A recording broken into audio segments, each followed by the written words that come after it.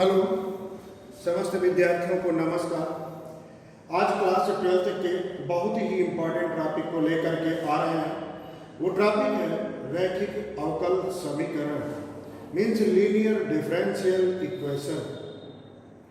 अब यहाँ पर बात ये होती है कि ये किस टाइप की होती है, कैसे पहचाना जाए। तो जब इक्वेशन आपके सामने लिखी हो कोई और वो इस फॉर्म में चेंज हो जाए, यानी उसको dy upon dx equal to dy upon dx plus py equal to q के फॉर्म में आ जाए, या dy upon dx equal to px equal to q के फॉर्म में आ जाए। इन दोनों फॉर्म में से किसी एक में अगर वो चेंज हो जाती है तो समझ जाइएगा कि ये linear equation, linear differential equation है। अब लीनियर डिफरेंशियल इक्वेशन में ये जो dy upon dx plus 1 upon x, p का मतलब 1 अपॉन x के रूप में होगा, इधर भी कोई भी एक x के रूप में फंक्शन बचेगा, फलन बचेगा। तो यहाँ पर 1 upon x y equal to e की पावर x। एग्जाम्पल आपके सामने रखना कि ये इस फॉर्म में आ जाएगा कन्वर्ट होकर के, इसी को कहते हैं। ऐसे अगर हम बात करें तो ये dy अपॉन dx, एग्जाम्पल इसका भी दे दिया है, dx अपॉन dy। अब यहाँ पर dx है ऊपर, dy नीचे है, तो यहाँ पर x और एक y वाला फलन इसमें नहीं है, तो x वाला है और cos y। अब यहाँ पर ये जो है हमारा x है, अब p यहाँ पे 1 है, p क्या है 1 है। ध्यान रखिएगा, जब ये चीज इस फॉर्म में कन्वर्ट हो जाए तो लीनियर डिफरेंशियल इक्वेशन को सॉल्व करने का सेकंड स्टेप पहुंचाइए, क्या, समाकलन गुणांक, मींस इंटीग्रेशन फैक्टर, IF निकालते हैं। क्या निकालते हैं? IF में क्या होता है कि e की पावर इंटीग्रेशन, जो यहाँ पे p होता है एक्चुअल में p dx हो जाएगा। ये यहाँ पे p ही है, p dx हो जाएगा। अब इसका इंटीग्रेट करके वैल्यू फाइंड कर लेंगे, IF निकल आएगा।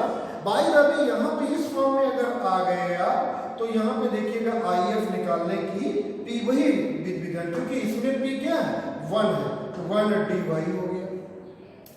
इस प्रकार जब समाकलन का IF यानी इंटीग्रेशन फैक्टर आपको फाइंड हो जाए तो जो लास्ट स्टेप यानी फाइनली आपको करना है क्या, y into integration factor equal to integration q into integration factor dx plus c। Solve कर लीजिएगा, आपका आंसर मिल जाएगा फाइनली। यही स्टेप है इसको करने का।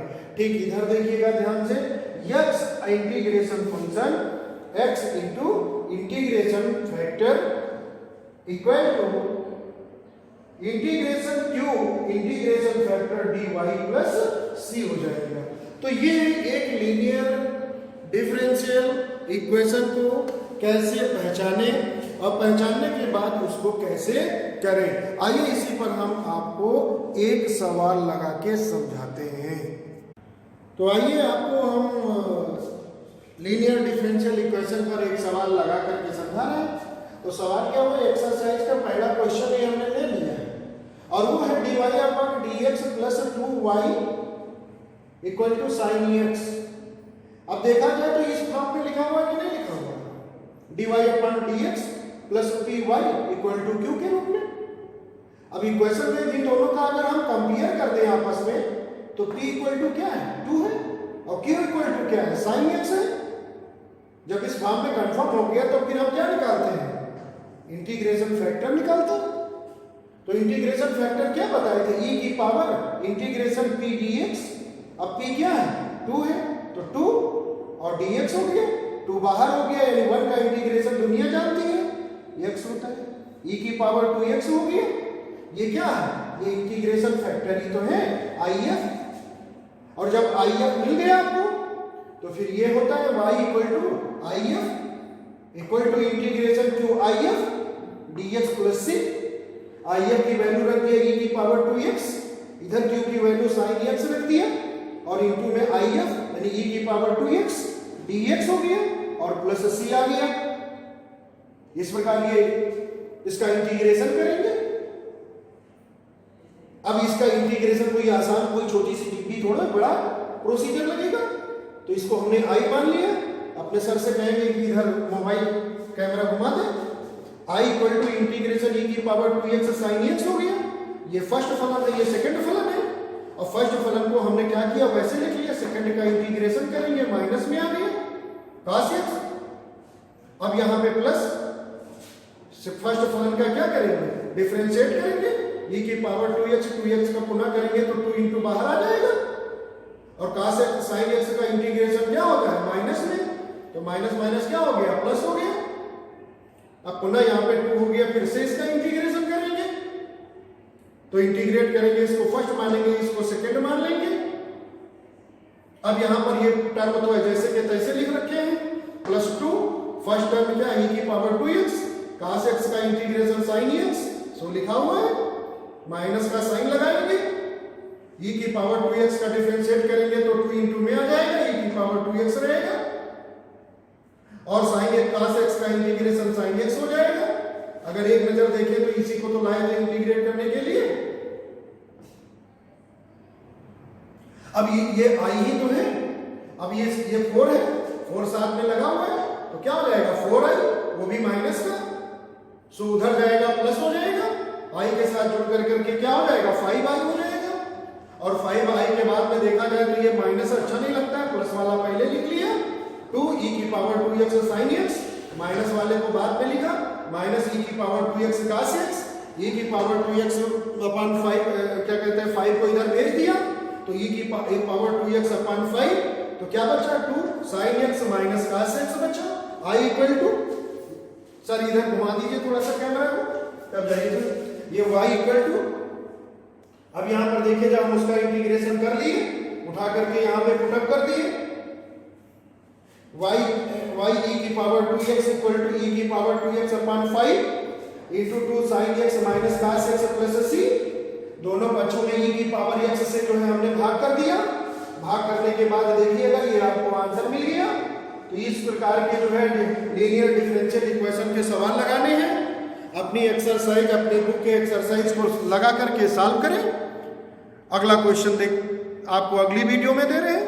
ओके, अब आइए आपको इसी एक्सरसाइज का क्वेश्चन नंबर 3 समझा रहे हैं। क्वेश्चन नंबर 3 है dy upon dx plus y upon x equal to x square. अब सवाल को क्यों लिया है अभी लास्ट में आपको बताएंगे कि इस सवाल को मैंने क्यों लिया है। आपको एक चीज सिखाने के लिए लिया है, ये बात ध्यान रखिएगा।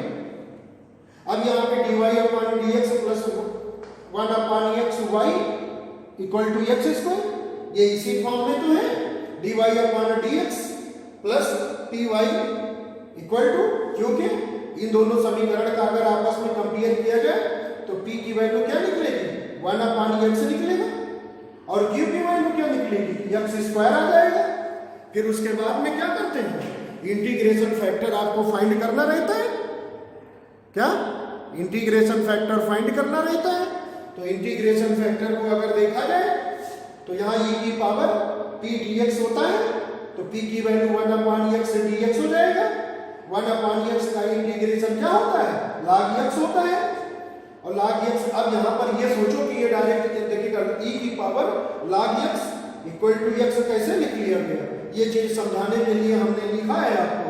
मान लीजिए थोड़ी देर के लिए कि a बराबर log बेस e की पावर log x है, तो दोनों पक्षों में log ले लीजिए, तो क्या आ जाएगा log a equal to log e की पावर log x। अब log x यहां पे इंटू आ जाएगा, तो क्या हो जाएगा log a equal to log x into log, अब बेस e यहां पे है भाई, e है, और यहां पे log बेस e, यहां पे e ले लीजिए, वो है ही है, कुछ नहीं लिखा होता है तो बेस ऑलरेडी e ही मान लिया जाता है कंपल्सरी। तो यहां पर क्या हो जाएगा log बेस e, और e ये कितना हो जाएगा, ये तो 1 हो जाएगा, तो क्या बचेगा log a equal to log x। अब दोनों पक्ष से x हटा देंगे तो a इक्वल टू क्या हो जाएगा x, यानी a बराबर यहाँ पे क्या रखोगे x, यानी इसकी जगह पे आप ये चीज लिख सकते हो। उम्मीद करते हैं आप सबको समझ में आया होगा। सो यहां पर के इंटीग्रेशन फैक्टर आपका x हो जाएगा।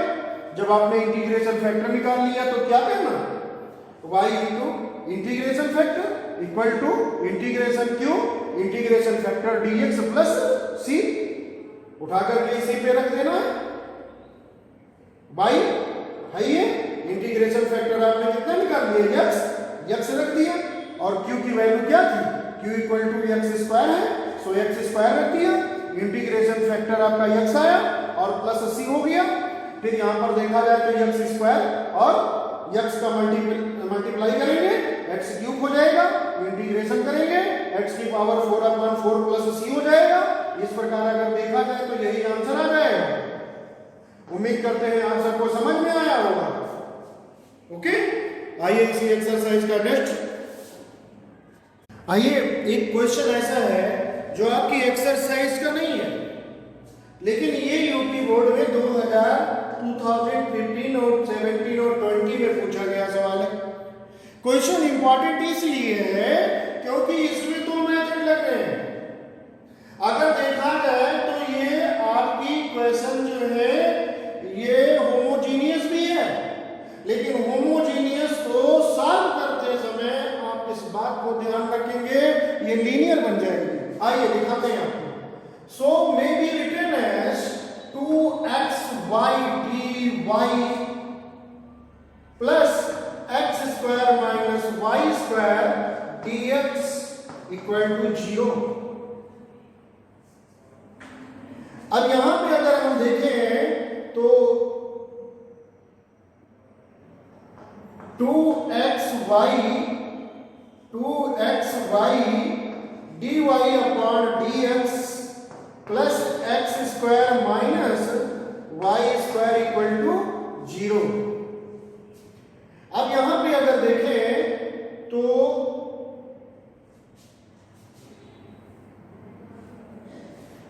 To X Y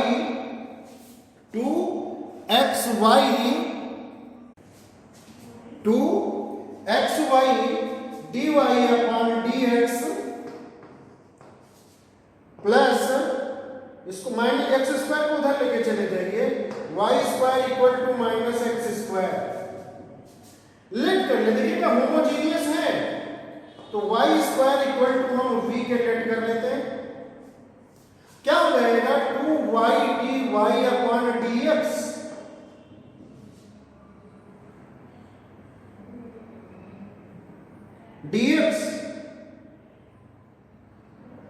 equal to db upon dx। अब यहां पर देखिए आप इस प्रकार, तो यहां पर हम जो है 2xy था तो इसको 2y dy अपॉन dx की जगह पे x db upon dx minus v equal to X square minus में। अब यहां पर x से डिवाइड करेंगे तो db अपॉन dx और minus v upon x equal to minus x के बचे।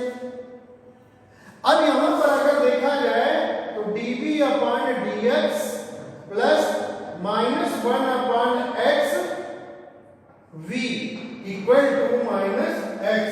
अब ये उसी फॉर्म में आ गया dy अपॉन या db हो जाएगा यहां पे db upon dx plus p